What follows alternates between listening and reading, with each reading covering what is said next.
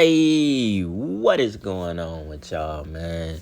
It's Black Balloon, and I'm coming back with another video, so y'all already know what's going on. All right, y'all, look, let's jump right into it. I don't want to make this video too long because, I just want to get straight to the facts, straight to the clips. But before we jump right into it, y'all can see what the title of this video is. So, anytime something comes right from the horse's mouth, and it's about the entertainment industry, it's about the industry, we gotta expose it. We gotta do a video about it, right? So I've done a couple of videos on this channel where we talked about the entertainment industry being rigged, NFL being rigged, NBA being rigged, and things not quite what they seem to be when we're watching your favorite game, your favorite team, your favorite wrestler, no matter what it is, because we've done a couple of videos on the WWE as well, and we all know a bunch of this stuff is staged. A lot of this stuff is a facade. It's not exactly what you think is going on. It has a bigger agenda behind it. A lot of sports are rigged for Vegas, for money, for ratings, for a bunch of different things to keep people entertained at the end of the day, which is why it all is called entertainment, right? So recently, a clip that a lot of you may have seen by now came out with two former NBA players where they were talking about how the NBA is for entertainment. And basically they were hinting that it was rigged. Now, these were two, starters at one point. Now, these two players, they just weren't players who were on the bench. These were guys that, actually played, they actually started on teams. They had major roles on different teams.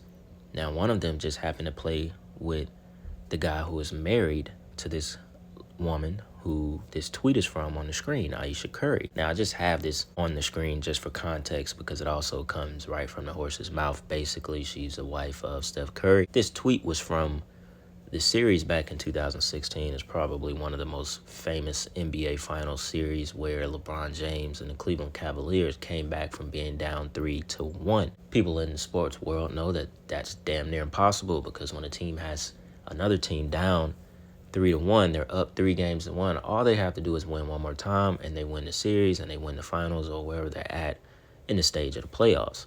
So LeBron brings the Cleveland Cavaliers all the way back for something that's damn near never been done, and they end up winning the finals after being down 3-1. So a lot of people thought that series was rigged for LeBron and the Cleveland Cavaliers, right? And if I'm not mistaken, I think that was their first championship. So, and she says she's lost all respect for this. This is absolutely rigged for money or ratings. I'm not sure which.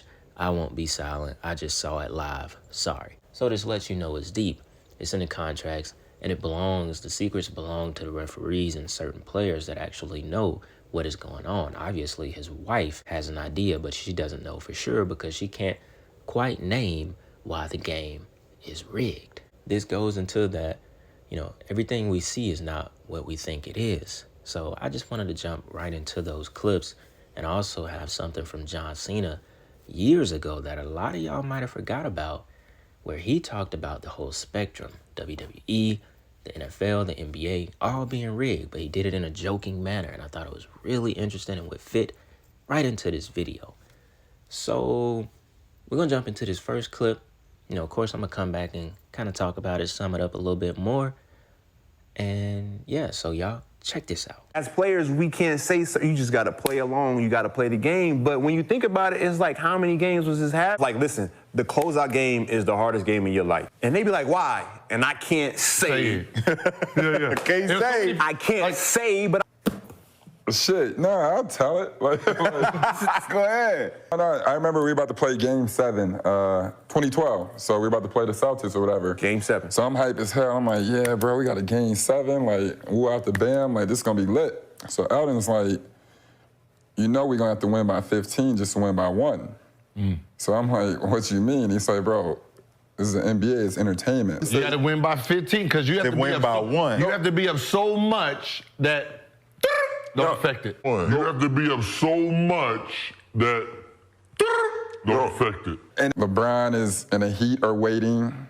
Would you rather watch the Celtics or the Sixers play the Heat? I'm going to be honest with you. I'm on the team. I wouldn't even watch the Sixers play the Heat type shit. Like, I say, would you watch that game next week if it was the Heat versus the Sixers? I'm like, nah. And he's just like, they're well aware of the storyline. It's not like nothing like it's a consumer base. Like, I understand everything. Like, we all love it. But, like, when you sit there, it's just real shit to know. When I would go into certain games, I tell young dudes the same thing. Like, yo, we got to win by 15 and win by 1. And I understand it. So it's like, so we get in this game, you know how much money the NBA is going to lose. All right, y'all. So this is Evan Turner right here in his Boston Celtics jersey. He did a couple of different stints for a couple of different teams in the NBA. He also played for the Atlanta Hawks as well. Was Andre Iguodala. He was also a starter in the league as well. He had a very long career, played with Steph Curry. That was the guy that was sitting next to Evan Turner, and this is him right here on the screen. So these two guys have very high valued opinions of the NBA and its entire system. Now, he was saying the first time he heard that was from a guy called Elton Brand. Elton Brand was also in the league for a long time. I think he played center or power forward. And just, you know, to go over it again, he told them that when you get to certain games in the NBA playoffs, you have to be up 15 points just to win by 1 point. And if you saw Gilbert Arenas, which, you know, for the ones that don't know, I know I may have a lot of people who don't know exactly. Gilbert Arenas had a long career in the NBA as well. He said you have to be up a certain amount of points so the referees can't affect the game. Because if you're whooping the other team by 30 points and there's 5 minutes left in the game, guess what? None of the referees' calls are going to sway the outcome because you're already up too many points. So that right there automatically gives us the insight that the referees are really the main ones that rig the games because it's easiest for them to do so just based on calls alone. Kind of goes back to that one referee that was like the most famous and I think even went to jail for rigging NBA games, but they probably allowed him to go to jail because it became something that was out of their hands and someone had to face consequences or else it would have really put, you know, like a stigma on the NBA that it was actually rigged and they allowed the referee to do what he was doing. Now, this is a quick article where we could get a little bit more context about the referee that was basically jailed for gambling and rigging NBA games. Legitimately, this is the guy here, right? And he's also been a part of a Netflix documentary years after he was caught back in the early 2000s. So just real quick, just to get a little bit of context, it says the NBA would like us all to forget about the disgraced former referee Tim Donaghy, if that's how you pronounce his name, and the gambling scandal that rocked the league. It says Donaghy, who wrote a book about his experience more than a decade ago, is talking again. And this is him through the Netflix documentary Operation Flagrant Foul. So it says, he was an NBA referee who was at the center of a huge gambling scandal in 2007 that cast real doubt on the integrity of the NBA. As any sports aficionado knows, sports world freak out whenever a player, coach, or official gambles on games precisely for that reason. It compromises the belief that the competition is fair. So it also goes on to say that the NBA hit the panic button when his crime was uncovered. The league just wanted it to go away already. Now, that's exactly what I just said, even before reading this article to y'all. You know, more than likely, this was something that was just, you know, this goes on. Like, don't think for 1 second that this guy was the first referee to do it. He was just more than likely the first one to be caught. Now, I didn't dig back into the 80s and the 90s to see if anyone else was caught doing this, but this was one of the bigger scandals. So, you know, it's just like anything else. It's not the first time, it's not the last time. This is just the guy who actually got caught.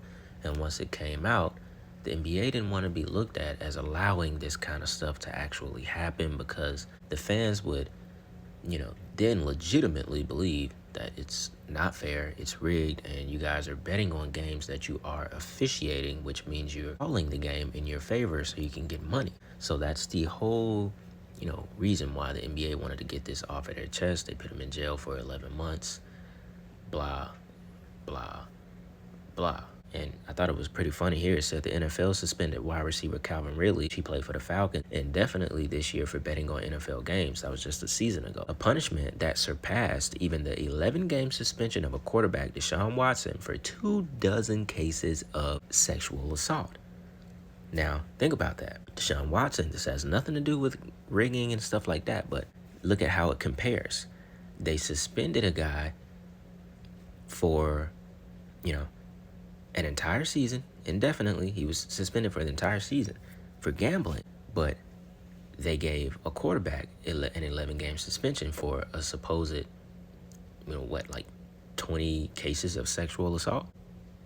So it kind of, you can see where they're at as far as keeping, basically like that stigma of the game being rigged. They're willing to suspend people for more time than like killing the integrity of the game, over someone actually being a part of sexual assault, so that goes to show you how far they will go to, like I said, basically keep their integrity as far as the NFL and the NBA goes. It all has a deeper agenda behind it at the end of the day. And you saw what he said when he ended the clip.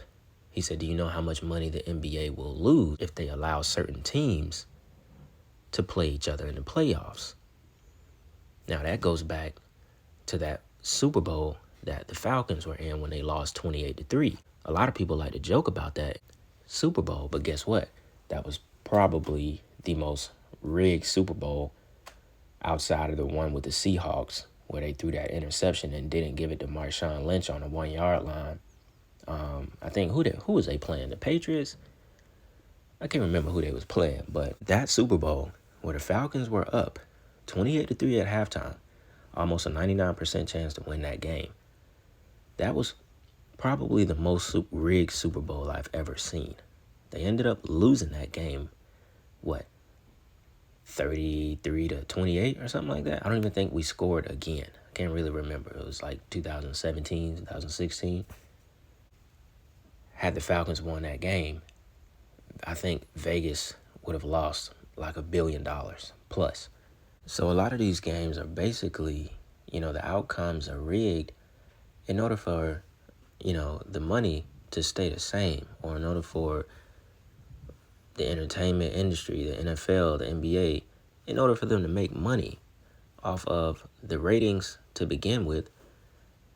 And when it comes to Vegas, it's a whole nother ball game, because we already know, the mob / the mafia is really who runs this stuff anyway.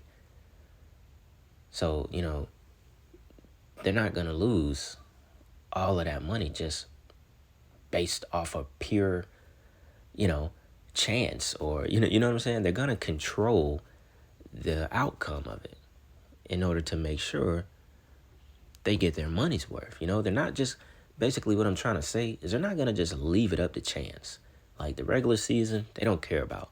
But when it comes to 20 million people watching a game, sponsorships, commercials, all this stuff that's tied into it, all this money, they're not going to leave that up to chance. They're going to make sure it goes right with the storyline, which was exactly what Evan Turner just said. So, that it kind of blows it all open. Like, these guys were literally just in the NBA. Hasn't been long. It hasn't been long at all. But, I thought that clip right there was super interesting, y'all. So look, right here, we're going to take the time to jump into this last clip for this video. And I thought it was pretty interesting from John Cena. So y'all, check this out. Okay, I get it. I get some tension in the room. Let's just address it. Why the hell did they get me to host this thing? No, I'm serious. Biggest night in sports. They couldn't go out and get Kevin Hart, Matt Damon, Kristaps Porzingis.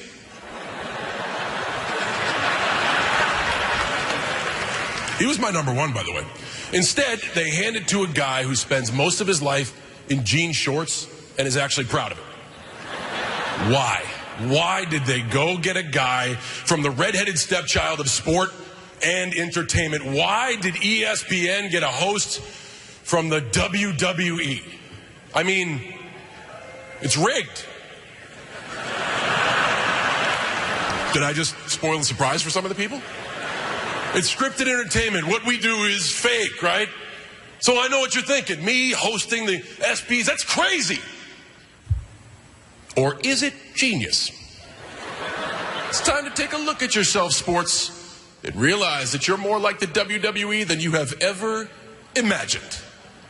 I'm going to start with the NBA.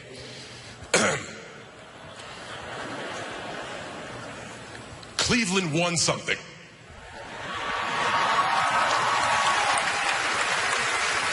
That's actually impossible. There is no way that that wasn't scripted. Especially when you look at the whole story. Okay, LeBron. You used to be a good guy, and then you turned into a bad guy, and now you're a good guy again? And you left the NBA hanging. What are they going to do when they don't have a bad guy? Exactly what we do. They're going to make a new one.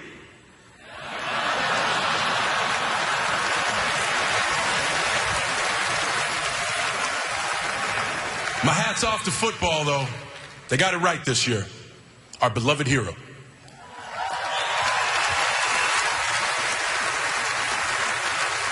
He was sidelined.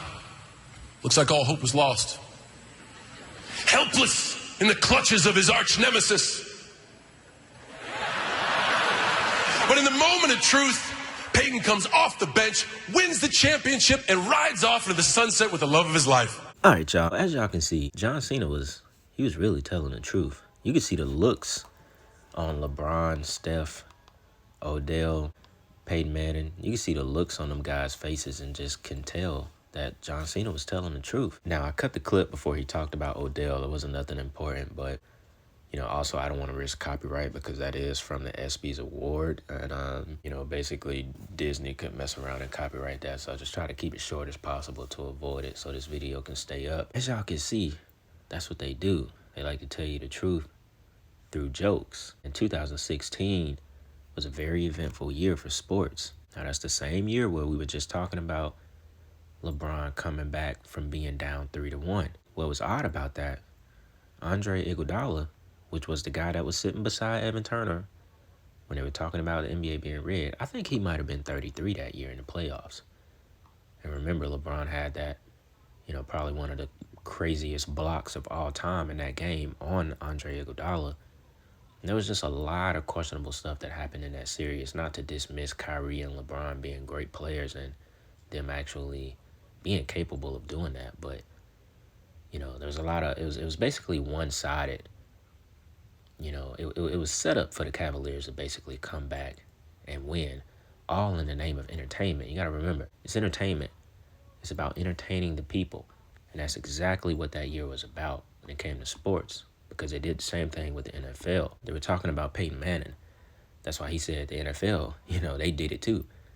That was Peyton Manning's last year. He was retiring that year. And I don't think he had won a Super Bowl since like 2006 or 2007. Then almost 10 years later, on his last year, his last go-round, they give him a ring for everything that he's done for the NFL, because Peyton Manning is one of the greats. So in the name of entertainment, in the name of a great storyline, one of the greatest quarterbacks just happened to get a Super Bowl ring in his final game in the NFL. What do you know? Couldn't be a better script, right? So that's how it goes. That's why I say, man, you know, it's deeper than what we think we're looking at or what we think we know. You know, although this may not seem like this is just crazy, deep magic and trickery, you know, when at the end of the day, I mean, it kind of is, because people invest their lives into this kind of stuff. They invest their emotions, their energy into players in the game. And yet, this is all being controlled to a point. You know, so at the end of the day, it's definitely tricks. It's definitely magic. You know, it's not that evil, dark kind of magic, but it's just another form of it, another form of trickery. So yeah, man, I just wanted to cover that topic. You know, drop this video. I had a couple of people who asked me, I think this might have been over a week ago, but told them I was going to get to the video. And yeah, man, y'all let me know what y'all think in the comments about this. Anything I might have missed that's along the lines of this topic. So yeah, with that being said, hope y'all enjoyed that video. It's Black Balloon, and I'm going to see y'all soon. I'm out.